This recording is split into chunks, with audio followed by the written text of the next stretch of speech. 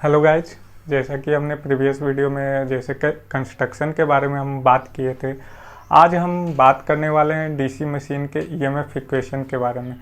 First of all हम ये जानेंगे कि किसी भी मशीन में ईएमएफ जनरेट होने के लिए क्या इम्पोर्टेंट है। तो तीन चीज़ों का होना बहुत इम्पोर्टेंट है। फर्स्ट ऑफ ऑल, अगर आप इलेक्ट्रिकल बैकग्राउंड से हो तो सबसे पहले आपको पता होना चाहिए कंडक्टर के बारे में, फ्लक्स के बारे में और इन दोनों के बीच में रिलेटिव मोशन के बारे में। जहाँ पे ये तीनों चीज़ एग्जिस्ट होते हैं वहाँ पे ईएमएफ जनरेट होते हैं। तो जैसा कि हमने पहले भी बात करा था कि ईएमएफ जनरेट होने के लिए फर्स्ट ऑफ ऑल आपके पास कंडक्टर होना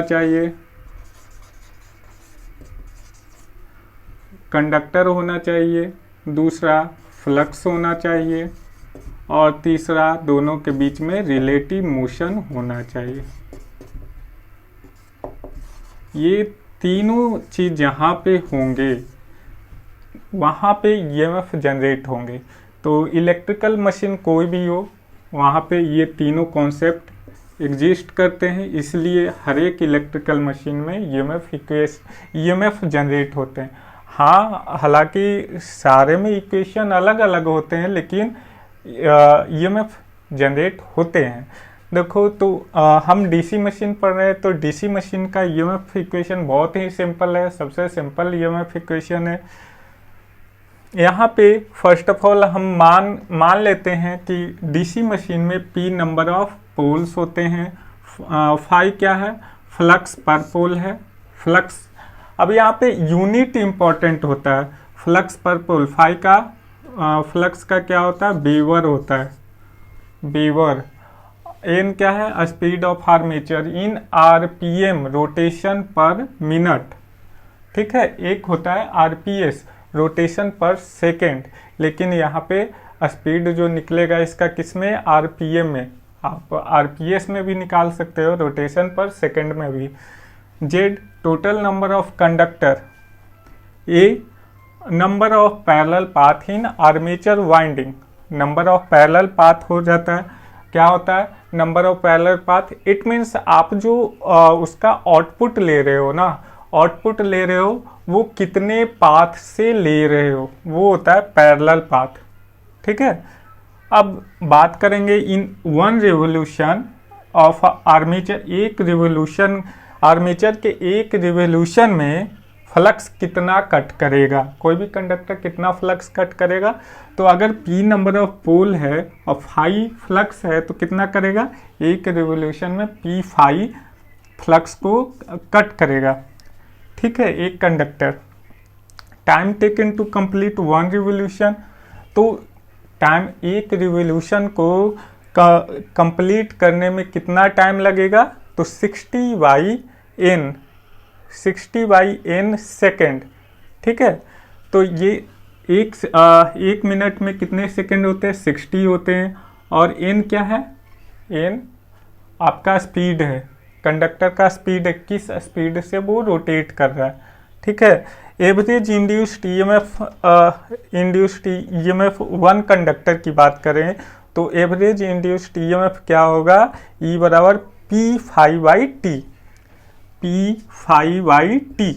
अब यहाँ पे इसका वैल्यू पुट कर दो, यहाँ पे हम ऊपर से इरेज करते हैं।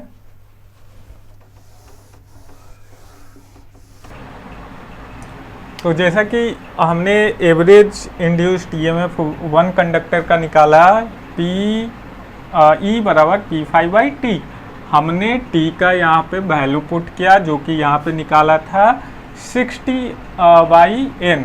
तो इसका वैल्यू हमने पुट किया, तो एक कंडक्टर में इतना वोल्ट इंड्यूस्ड ईएमएफ हो रहा है। तो इसी तरह अब बात आई कि आपका जो नंबर ऑफ पैरेलल पाथ भी यहाँ पे मौजूद हैं। तो नंबर ऑफ पैरेलल पाथ जो होते हैं वो the number of connected conductor in series in each parallel path कितना होते हैं, तो total number of conductor upon A क्या है, पहले ही हमने बता रखा है, ए आपका नंबर ऑफ पैरेलल पाथ है, ठीक है। तो इट मीन्स कितने कंडक्टर से ये आउटपुट हमको मिल रहा है उसकी जानकारी दे रहा है। ठीक है, अब average induced EMF whole conductor की बात करें तो क्या होगा, E बराबर P5 अपॉन 60 इंटू ZA। तो इसका कितना आ गया ईएमएफ इक्वेशन, ये आपका वैल्यू आ गया E बराबर P5ZN बाई 60A। ठीक है, तो ये हो गया आपका EMF equation of DC machine. DC machine की मैं अभी तक बात कर रहा हूँ, ना कि मोटर और जनरेटर की। अब बात हुआ कि ये जनरेटर में ईएमएफ कितना जनरेट होगा और मोटर में कितना ईएमएफ जनरेट होगा। तो देखो, जो जनरेटर में जनरेट होता है उसे हम जनरेटेड ईएमएफ बोलते हैं, और जो मोटर में जनरेट होता है ईएमएफ उसे बैक ईएमएफ बोलते हैं। अब कहोगे कि सर ये तो जनरेटर में जनरेट होता है, वो तो ठीक है जनरेट होता है, लेकिन जो मोटर में जनरेट होता है, मोटर में तो हम सप्लाई देते हैं, तो वहाँ पे कैसे जनरेट होता है। तो वहाँ पे भी जनरेट होता है। वहाँ पे वो क्या काम करता है, वो अपोज करने का काम करता है। मतलब यहाँ पे लेंज लॉ अप्लाई होता है, मतलब वहाँ पे जिस कारण से वो जनरेट हो रहा है, जिस कारण से जनरेट हो रहा है उसी को अपोज करने के लिए वहाँ पे ईएमएफ जनरेट होता है। अब बात करूँ generated EMF easy, generated EMF easy हम बोलते हैं, ये सेम यही हो जाएगा P5ZN अपॉन 60A। ये वोल्ट में होगा, वोल्ट, इतना वोल्ट। बैक ईएमएफ, अगर मोटर की बात हुई तो वहाँ पे बैक ईएमएफ होगा, उसको हम EB से रिप्रेजेंट करते हैं। सेम वही हो जाएगा P5ZN अपॉन 60A। ठीक है, तो सिर्फ नाम का अंतर है, दोनों में क्या डिफरेंस है। अब इसको हम न्यूमेरिकल बेसिस पे हम देखेंगे कि दोनों में क्या डिफरेंस है, दोनों में कहाँ पे ज़्यादा ईएमएफ जनरेट होंगे, कहाँ पे कम ईएमएफ जनरेट होंगे। वो हम न्यूमेरिकल जब तक सॉल्व नहीं करेंगे ये हमें पता नहीं चलेगा। अब देखो एक चीज़ और, यहाँ पे हमने बाइंडिंग पढ़ा था, लैप बाइंडिंग और वेव बाइंडिंग। तो वहाँ पे नंबर ऑफ पैरेलल पाथ जो होते हैं, लैप, एक ट्रिक है, लैप में LAP ऐसे लिखाता है, तो number of parallel path A बराबर P हो जाता है, A बराबर P हो जाता है लैप में। लेकिन वेव वाइंडिंग में A बराबर हमेशा ऑलवेज 2, वैल्यू जो होता है ऑलवेज 2 होता है। तो यहाँ पे A का वैल्यू हम लैप बाइंडिंग जब होगा, जिक्र होगा क्वेश्चन में लैप बाइंडिंग दिया हुआ है, तो वहाँ पे A का वैल्यू P रखेंगे। अब यहाँ पे जैसे, चलो मैं एक अलग इसको सॉल्व करता हूँ। अगर EG जनरेटेड EMF में लैप बाइंडिंग का जिक्र है, इन लैप बाइंडिंग जनरेटेड EMF क्या हो जाएगा, तो P5ZN अपॉन 60A होता है। तो A की जगह पे हमने बोला लैप बाइंडिंग में A बराबर P होता है, तो हम A के जगह पे P रखेंगे। चलो P हमने रखा, तो P से P कैंसिल आउट, तो यहाँ पे क्या हो जाएगा, N5Z अपॉन 60, ये हो जाएगा लैप बाइंडिंग में। अब वेव बाइंडिंग में क्या हो जाएगा, वेव बाइंडिंग में वो सेम रह जाएगा, इतना ही वैल्यू रहेगा, अपॉन 2 हो जाएगा। ठीक है, तो ये आपका ईएमएफ इक्वेशन यहाँ पे डीसी मशीन का समाप्त होता है। और आगे हम कुछ न्यूमेरिकल प्रॉब्लम देखते हैं। ठीक है, तो देखिए गाइज, अब आप लोग के लिए एक न्यूमेरिकल प्रॉब्लम हम लेके आए हैं। तो क्वेश्चन में ये कह रहा है कि ये 4 पोल जो ये मशीन है 4 पोल का है, 4 पोल जनरेटर है विथ वेव वाइंडिंग, ये वेव वाइंडिंग का है, तो A बराबर यहाँ पे 2 हो जाएगा, ये याद होना चाहिए। अब इसमें 51 स्लॉट्स हैं, कितना है 51 स्लॉट्स हैं, और प्रत्येक स्लॉट में 24 कंडक्टर हैं, तो टोटल नंबर ऑफ कंडक्टर यहाँ पे निकालना पड़ेगा।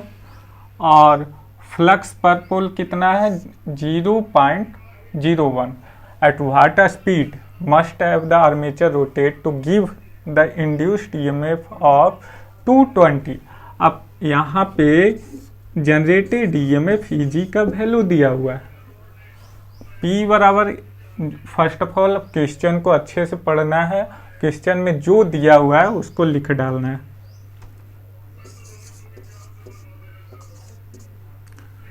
P बराबर आपको 4 दिया हुआ है, वेव वुंड है तो A बराबर 2 दिया हुआ है, और क्या दिया हुआ है Z बराबर कितना हो जाएगा 51 स्लॉट्स है, प्रत्येक में 24 कंडक्टर हैं, तो टोटल कंडक्टर कितने हो जाएंगे, तो आप इंटू कर लो 51 इंटू 24, ये आपका आ गया 1224 कंडक्टर। अब यहाँ पे 5 दिया हुआ है, 5 कितना है 0.01 वेबर, ठीक है। और ईजी का वैल्यू दिया हुआ है, ईजी बराबर 220। अभी आपने फॉर्मूला पढ़ा है क्या, ईजी बराबर NP5Z/60A, ठीक है। तो यहाँ पे सभी का वैल्यू आपको पता है, तो आप मेंशन कर दो, आपको N का वैल्यू निकालना है, N बराबर वाट, EG बराबर 220 बराबर N इंटू 4 इंटू 0.01 इंटू कितना है 1224 अपॉन 60 इंटू 2, क्योंकि A बराबर 2 दिया हुआ है। अब इसको कैलकुलेट करो, इसको कैलकुलेट करोगे तो देखो कितना आएगा, तो ये कितना हो जाएगा, इसको कैलकुलेट करोगे, कैल्सी में डाल के कैलकुलेट कर लेना, N बराबर आपका जो वैल्यू आ जाएगा वो कितना आ जाएगा 539 पॉइंट समथिंग आएगा। तो पॉइंट में वैल्यू डिक्लेयर नहीं होगा, क्योंकि स्पीड हमेशा क्लियर होता है, तो ये 0.21 आता है, 539.21, ये क्या हो जाएगा RPM, रोटेशन पर मिनट में आएगा, तो एग्जैक्ट वैल्यू इसका कितना होगा 539 RPM, ठीक है। तो ये आ गया आपका N निकल कर। अब इसी क्वेश्चन में ये बोले कि अगर ये यहाँ पे कौन सा वाइंडिंग है, वेव वाइंडिंग, अगर लैप बाइंडिंग होता तब इसमें ईएमएफ जनरेट कितना होगा। अब दूसरा क्वेश्चन इसी में अगर रहे कि अगर यहाँ पे वेव बाइंडिंग ना होकर लैप बाइंडिंग रहेगा तो आपका कितना होगा, ईएमएफ जनरेशन कितना होगा। तो क्या करना है, कुछ नहीं, बस यहाँ पे आपको N का वैल्यू निकल के आ गया है। N का वैल्यू कितना आ गया, N का वैल्यू आ गया 539 RPM, ठीक है। अब इसको वैल्यू पुट कर दीजिए, यहाँ पे EG का वैल्यू आपसे पूछ रहा है,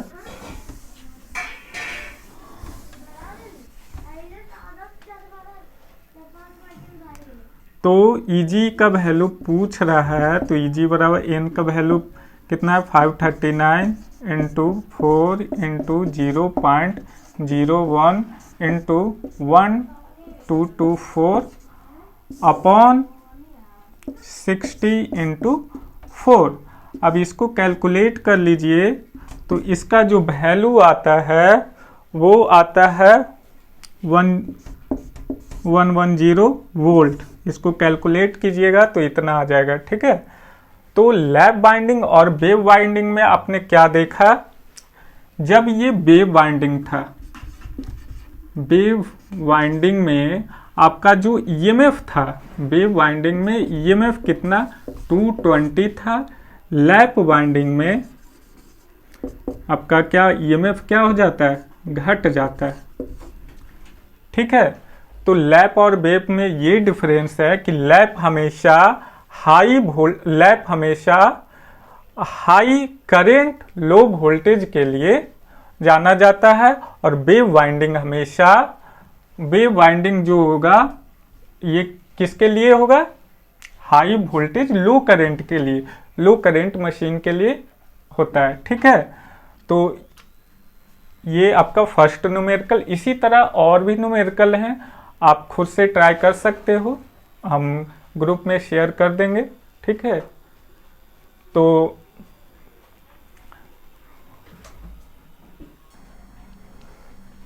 ये देखिए दूसरा क्वेश्चन है आपके सामने। तो इस क्वेश्चन में क्या कह रहा है कि ये क्वेश्चन है 8 पोल का मशीन है, 8 पोल, P बराबर आपको दिया हुआ है, गिवन है P बराबर 8। ये कैसा कनेक्टेड है, लैप कनेक्टेड। तो A बराबर भी कितना हो जाएगा, A बराबर भी 8 हो जाएगा। Lap connected DC machine has 960 conductor. तो Z बराबर आपको इस बार सीधे सीधे दिया हुआ है 960। और फ्लक्स कितना है, फ्लक्स यहाँ पे दिया हुआ है 40 मिली वेबर। अब यहाँ पे मिली वेबर में दिया हुआ है, तो इसको आप वेबर में चेंज करोगे, तो वेबर में चेंज करोगे तो कितना आ जाएगा, 40/1000 कर दोगे तो कितना आ जाएगा, इतना वेबर हो जाएगा। इसको ऐसे ही रहने दो।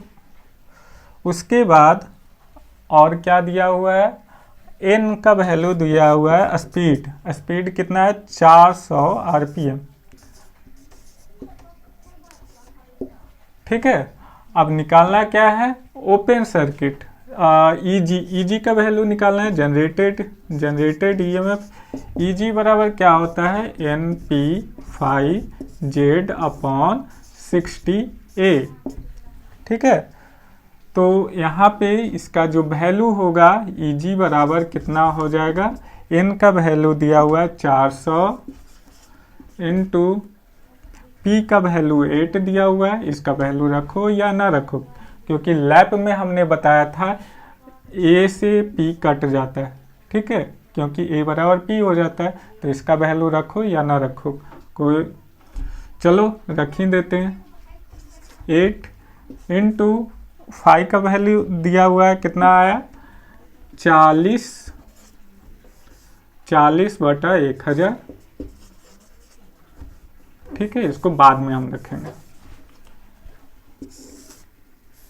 ठीक है, 40 है और जेड का वैल्यू कितना है 960, तो 60 इंटू ए का वैल्यू 8 इंटू 1000 हम कर देते हैं। 1000 कहाँ से आया, इसका 40/1000 होगा, तो यहाँ से आएगा, यहाँ से 8 से 8 कैंसिल आउट, ये 0 से 0 काट देता हूँ, 1 2 3 4, 1 2 3 4, ये कैंसिल आउट हो गया। तो अब इसको आप कैलकुलेट करोगे तो ईजी का जो वैल्यू होगा वो कितना आएगा, ईजी का वैल्यू 256 वोल्ट आएगा। इसको कैलकुलेट कर लेना, कितना 4 4 16 और 96, इसको कैलकुलेट करके 6 से भागा दे देना, तो आपका 256 वोल्ट आ जाएगा आंसर। ठीक है, तो ये तो दूसरा क्वेश्चन था। इसी में अगर पूछा जाए कि वेव कनेक्टेड होगा तब कितना होगा, तो जैसा कि पहला क्वेश्चन में हमने बताया था कि लैप वाइंडिंग में हमेशा लो वोल्टेज जनरेट होता है और वेव वाइंडिंग में हमेशा हाई वोल्टेज जनरेट होता है। ठीक है, तो यहाँ से आपका लैप और वेव का भी कॉन्सेप्ट क्लियर हो गया होगा। ठीक है, तो जनरेटेड ईएमएफ यानी ईएमएफ जनरेशन का पार्ट या इतना ही है, और जब जितना ज़्यादा न्यूमेरिकल प्रॉब्लम को आप सॉल्व करोगे उतना इस पे कमांड होगा, उतना कॉन्सेप्ट आपका क्लियर होगा। ठीक है, तो आज के लिए इतना ही, मिलेंगे अगले वीडियो में। लाइक एंड सब्सक्राइब कर दीजिएगा चैनल को।